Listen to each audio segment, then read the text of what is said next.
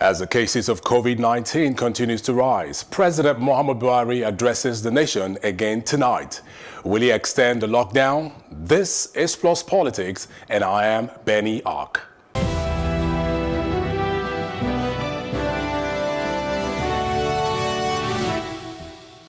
Welcome back. Globally, the cases of coronavirus has surpassed 1 million, and out of this number, Nigeria currently accounts for 323. In view of this, the President of the nation, Muhammadu Buhari, is addressing the nation tonight, and on Plus Politics, we will be looking up live to watch this. Joining us via Skype this evening to further deliberate on this, and immediately after the presidential address, is political analyst Mr. Gbola. Thank you, Gbola, for staying with us. Thank you for the opportunity. Good evening to you. Now, while we await the president's national address, I just want to ask you, there was an address he gave prior to the cessation order. What are your reactions to some of the things he said during the passing of the cessation order? Cessation order as in the lockdown for Lagos, Ogun, and Federal Capital Territory? Yes, please. The three states, Ogun State, Lagos State, and the Federal Capital Territory, Abuja. Because many people have argued the fact that you want to know about the address? Many people did argue the fact that there was not so much of deliberation, that there were some certain things that were not considered, and that the cessation order was pretty much abrupt. But Lagos State was already in a slow run situation. Yes, but not a total lockdown. It wasn't a total lockdown in Lagos State. It was not? Yes. But it was in a slowdown situation. And Ogun State specifically asked for 3 extra days to allow the citizens of Ogun State to prepare themselves for the lockdown. The Federal Capital Territory, it was a bit of an abrupt listing for most people there. Okay, Mr. Gbola, the presidential address, Mr. Gbola, just hold your thoughts. Hold your thoughts right there. The presidential speech is ongoing. Let's join in live, and we're back to you after the address. Forever remain grateful for your sacrifice during this very difficult time. More measures to motivate our healthcare workers are being introduced, which we will announce in the coming weeks. As a nation, we are on the right track to win the fight against COVID-19.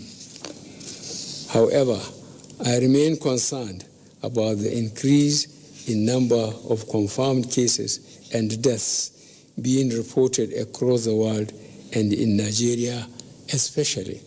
On 30th March 2020, when we started our lockdown in conforming with medical and scientific advice, the total number of confirmed cases across the world was over 780,000.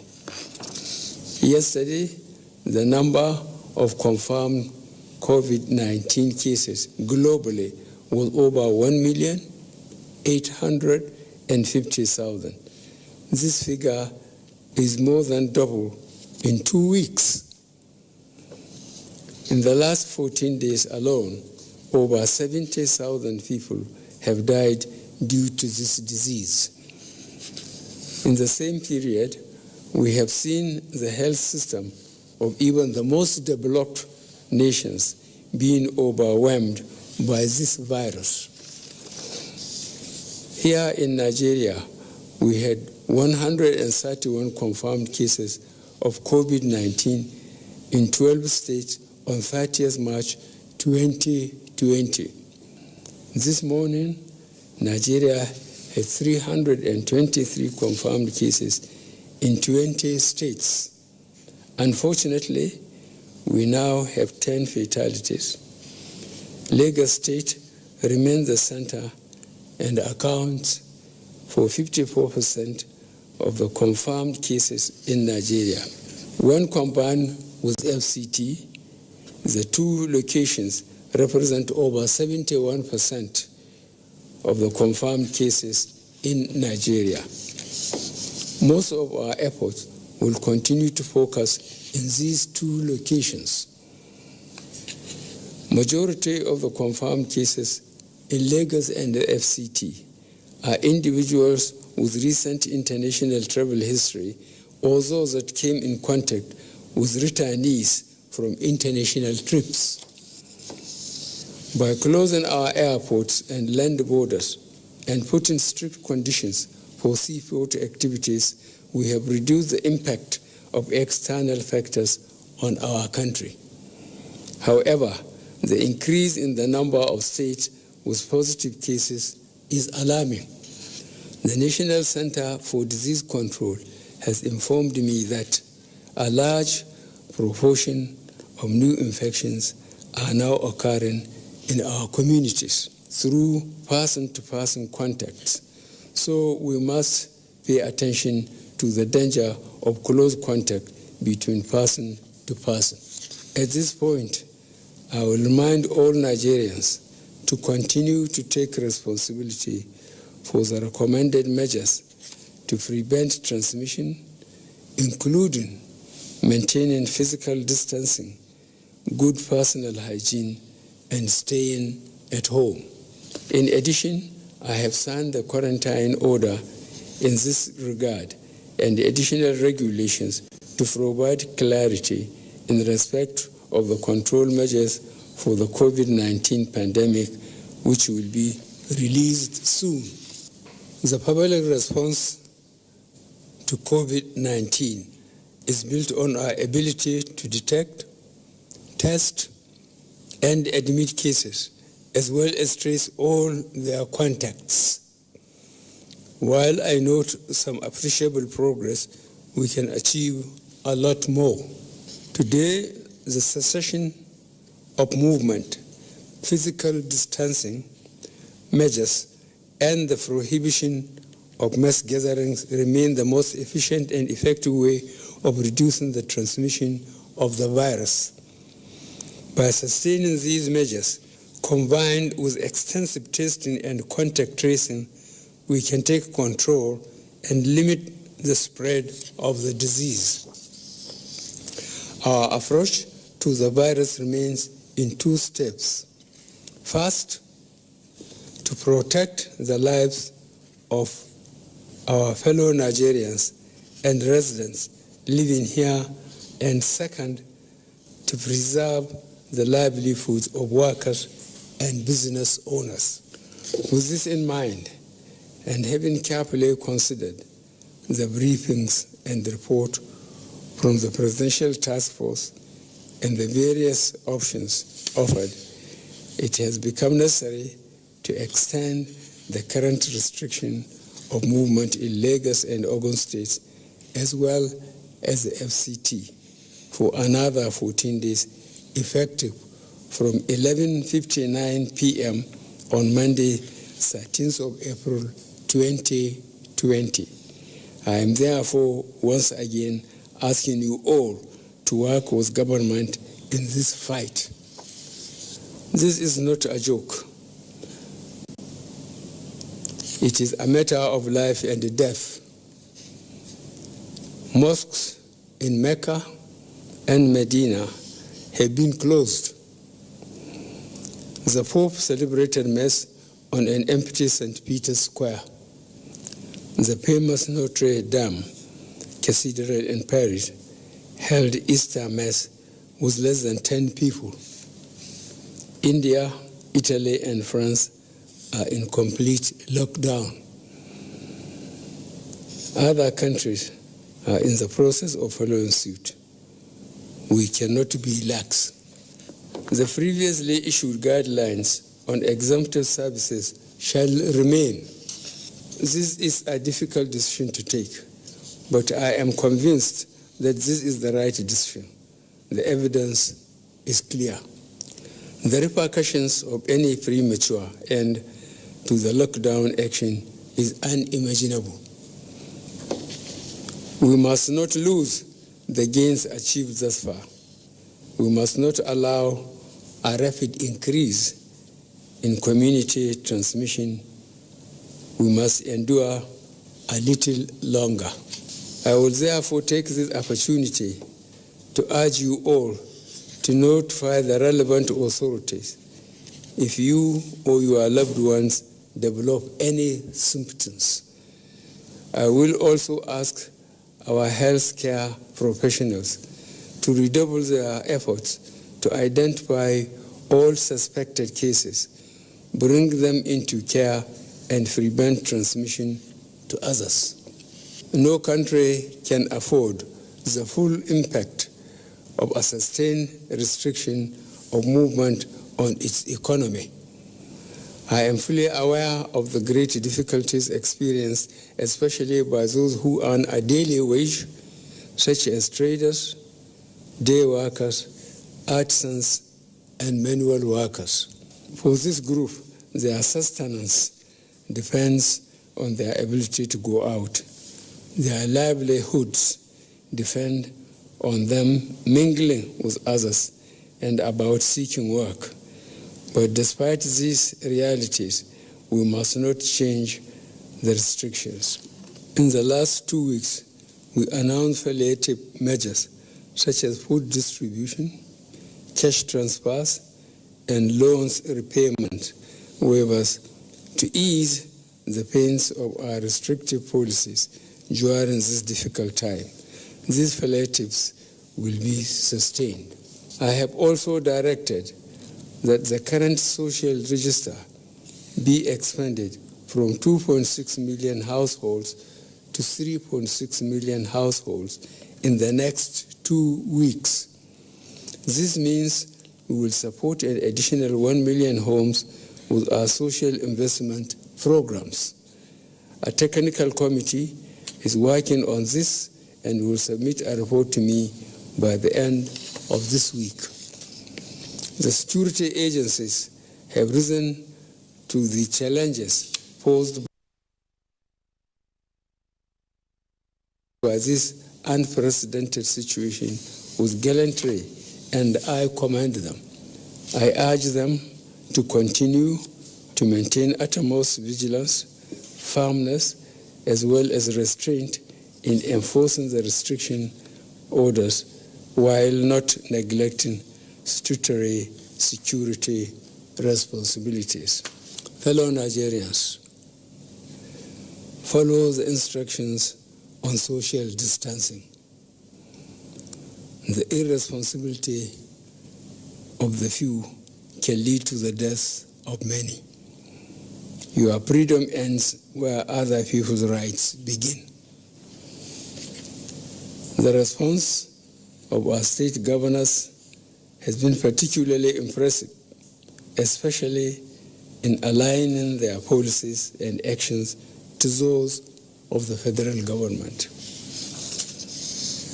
In the coming weeks, I want to assure you that the federal government, through the Presidential Task Force, will do whatever it takes to support you in this very difficult period. I have no doubt that by working together and carefully following the rules, we shall get over this pandemic.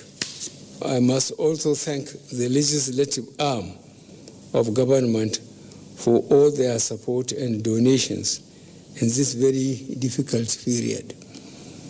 This collaboration is critical to the short and long-term success of all the measures that we have instituted in response to the pandemic. As a result of this pandemic, the world as we know it has changed.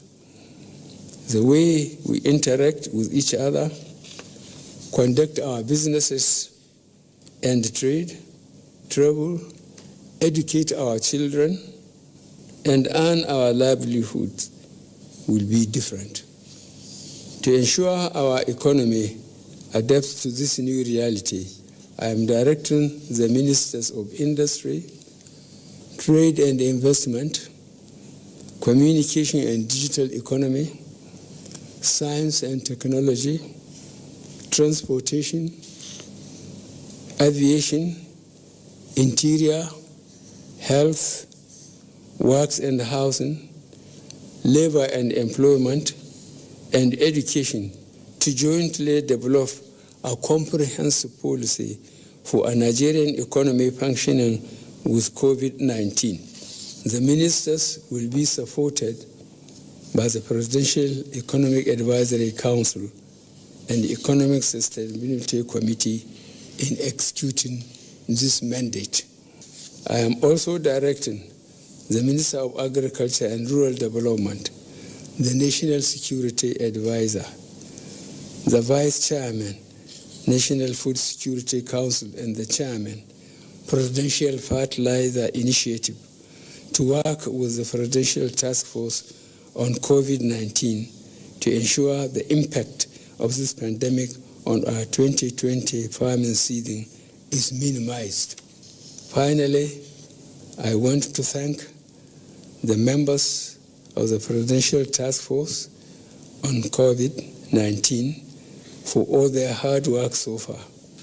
Indeed, the patriotism shown in your work is exemplary and highly commendable.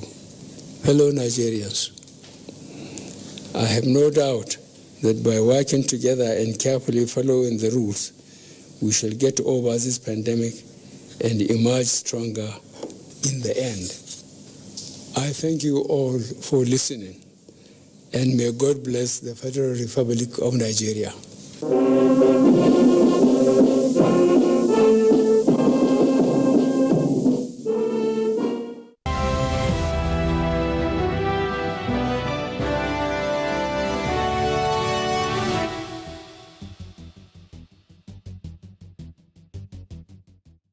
This is PlusPolitics, and thank you for staying with us. The president has extended the lockdown by another 2 weeks. He assured that the palliatives will be increased across an additional 1 million households.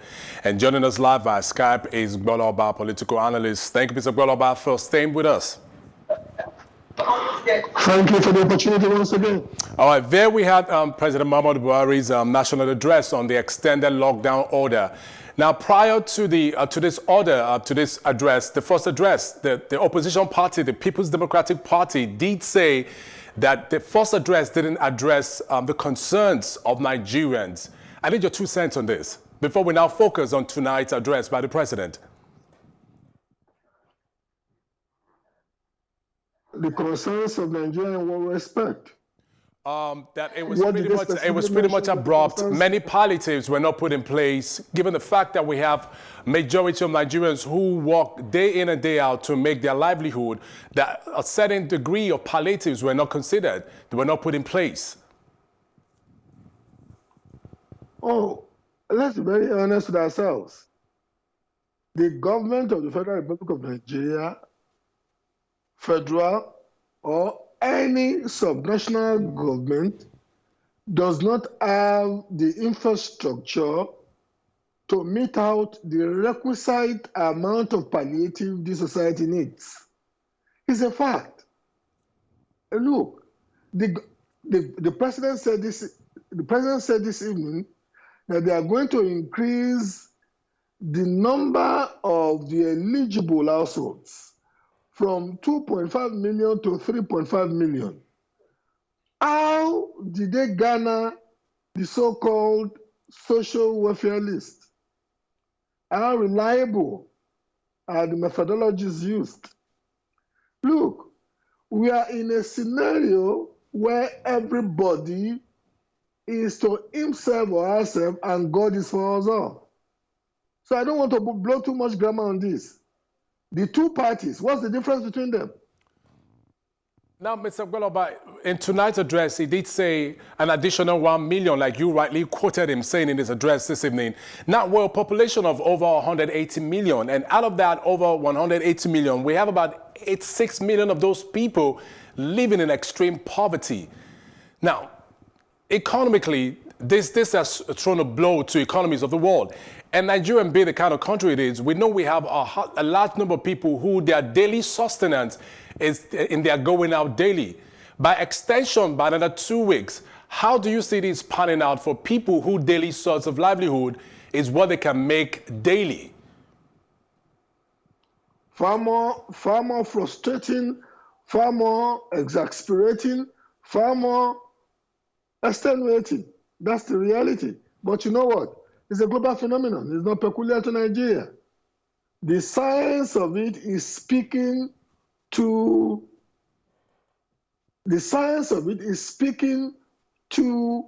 a lockdown. The reality of it is different from one polity to the other, but in our polity, we have never had a very coherent society before anyway. So I don't want to talk partisan politics now.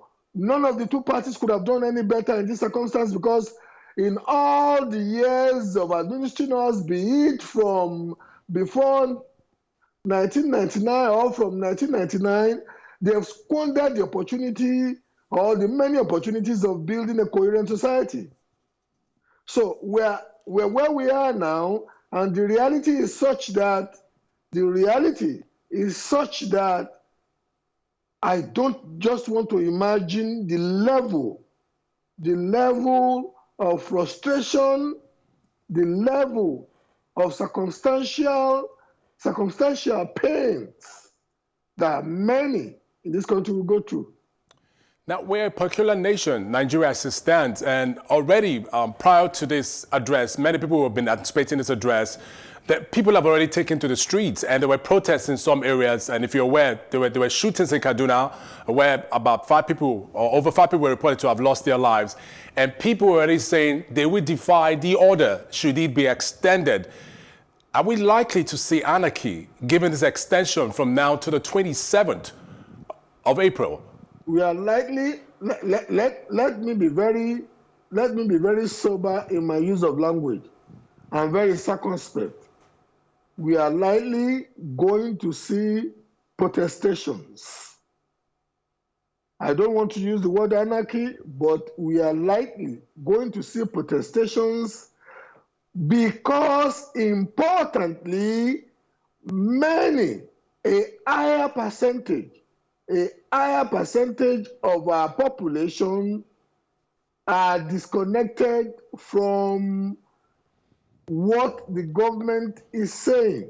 They don't see their reality to be consistent with the abstinence and the deniability that they are being subjected to. So naturally, that will ultimately precipitate protestations. Now, in his address, he did make mention that he was going to expedite the signing of the quarantine order, and he also did urge ministries to develop a comprehensive policy to actually save the economy. In your own opinion, as a political analyst, what do you think the federal government, should have done differently, given the 2 weeks that that ends today, and before the extension we get until the 27th? What were you expecting to see in place before now? It is obvious, as at this juncture, that the administration of the palliative measures were at best haphazard in the last 2 weeks. There was nothing systemic about it. I don't want to believe that it met the objective for which it was set. And it is also a fact that the president has acknowledged, either directly or indirectly, that it was too little and somewhat too late. Now he has increased it, and increased it by 1 million households more. I am still of the opinion that it is still little.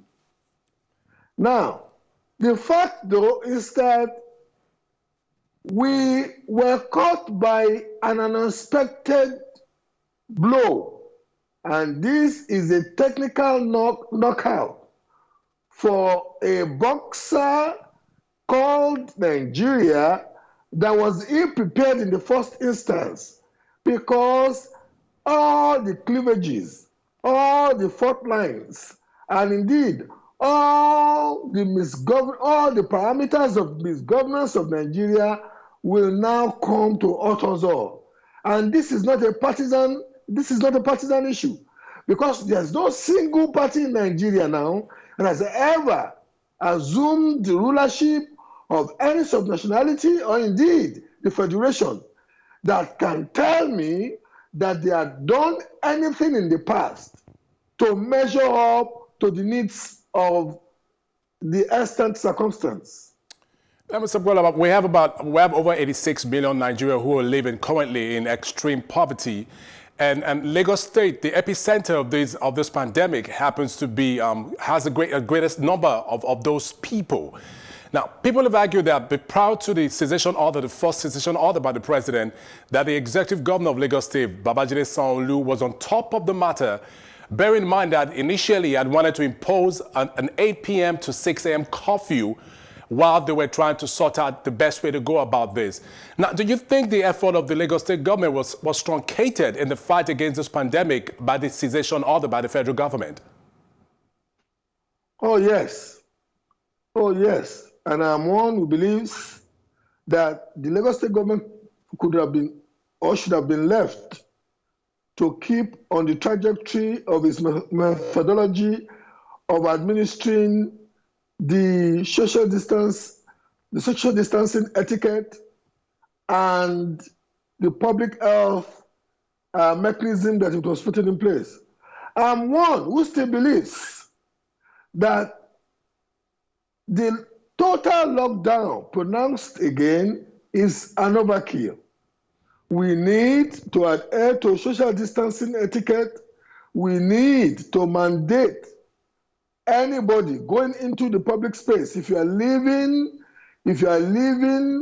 your dormouth, as we usually say in Nigeria, if you are going to be leaving your dormouth, you ought to be adorning a clothing mask, like a handkerchief or something like that. You don't necessarily have to have an N95 mask. One who believes that people, like it was when Lagos State was still managing it, people should be allowed to go out, not so aggressively as though things are normal globally, but that the total lockdown is an overkill. But having said that, reality as at this juncture is that the total lockdown has been extended, except you fall into the category of those who have essential services exeat or essential services waiver is a lockdown.